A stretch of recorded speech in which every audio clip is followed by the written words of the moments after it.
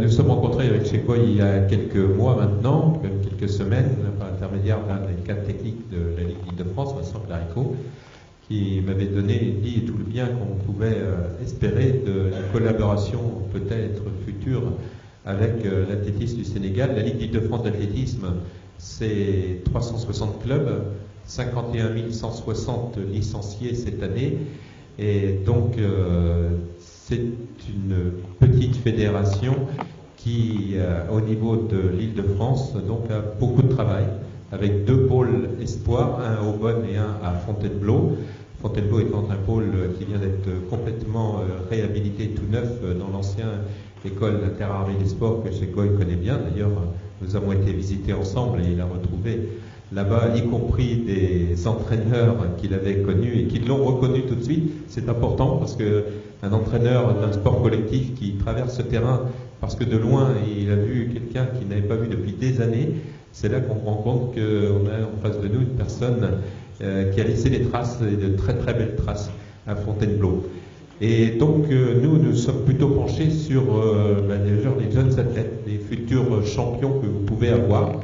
en faisant une proposition partenariale d'accueillir dans les 2 pôles d'Aubonne et de Fontainebleau des pôles espoirs, donc qui sont dirigés par la Ligue, soit sur,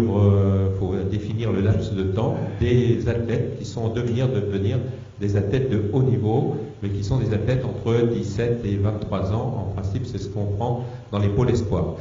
Nous avons une chance, c'est que dans ces 2 pôles, nous avons des entraîneurs de très haut niveau et que lorsque nos athlètes passent d'espoir à senior, ils ne veulent pas quitter le pôle espoir. C'est le cas notamment à Fontainebleau où 4 des athlètes n'ont pas voulu partir à la fin de la catégorie espoir moins de 23 ans et ont voulu rester avec leurs entraîneurs. Et ce sont des athlètes qui étaient aux Jeux de Rio l'année dernière et qui étaient au championnat du monde à Londres cette année. Donc pour vous dire que la qualité que nous avons dans ces pôles qui sont des pôles, normalement leur porte d'entrée vers les pôles France ou les préparations olympiques, sont de très grande qualité, y compris donc pour l'entraînement, y compris pour le scolaire, parce que nous avons toujours dans la tête, nous mettons dans la tête de ces athlètes qu'il y a un double projet. Il n'y a pas que l'athlétisme, il y a également la scolarité, les études, et tous ces athlètes sont obligatoirement soit en collège, en lycée ou en université. C'est absolument primordial. Et puis ensuite, un 3e volet très important sur lequel nous travaillons actuellement, et parce que nous devons le développer, c'est tout le suivi médical de ces athlètes. Nous avons la chance d'avoir signé une convention avec l'armée à Fontainebleau. Donc nos athlètes civils qui sont à Fontainebleau ont accès à tout le médical militaire, et qui est un médical très très haut de gamme, avec des médecins qui travaillent avec nous. Et pour les 2 pôles et les athlètes de haut niveau ou en devenir de haut niveau qui sont en Île-de-France, eh bien, demain matin, nous travaillons toute la matinée avec les professeurs de l'Hôtel-Dieu afin que tous ces athlètes aient des priorités d'entrée à l'Hôtel-Dieu pour à la fois éventuellement la traumatologie, mais également le suivi du haut niveau avec ces athlètes-là, grâce aux 2 pôles que nous avons. Donc avec tout ça, bien, nous proposons effectivement de réserver quelques places à des athlètes qui seraient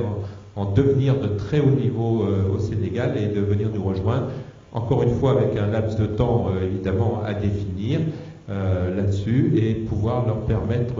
d'accéder avec nos entraîneurs. Bien sûr, ce ne serait que pour ensuite développer, que ces athlètes portent une bonne parole vers leurs amis, leurs copains au Sénégal, pour pouvoir développer ce genre de choses. Ensuite, un dernier petit volet qui est le volet hors stade, que je connais bien, puisque Bernard Amsalem m'avait fait confiance en étant pendant 4 ans président de la Commission nationale des courses hors stade, les 4 dernières années, où nous avons beaucoup travaillé notamment sur le développement de la marche nordique, qui est maintenant devenue une marche nordique compétition, et où nous avons de plus en plus de monde, puisqu'on a dépassé hier sur seulement le 3e championnat de France de marche nordique hier, plus de 500 compétiteurs dans la région de Chartres. Donc c'est un développement extraordinaire avec des gens où là aussi, comme vous l'avez mis dans votre programme, et c'est très important, là nous rentrons aussi dans la clé santé. La clé santé, loisir, pas forcément la compétition, et on peut travailler encore avec ça. Et puis, le dernier volet, ce sera effectivement avec la fédération, avec nous, on mettra à disposition nos stages et de développement d'entraîneurs, que ce soit les entraîneurs hors stade, coach athlète santé, les entraîneurs de spécialité. Nous serons tout à fait ouverts à ce que ces personnes viennent nous rencontrer, viennent nous voir, et nous les accueillerons bien volontiers sur la Ligue Île-de-France d'athlétisme, qui est donc complètement ouverte à ce genre de propositions.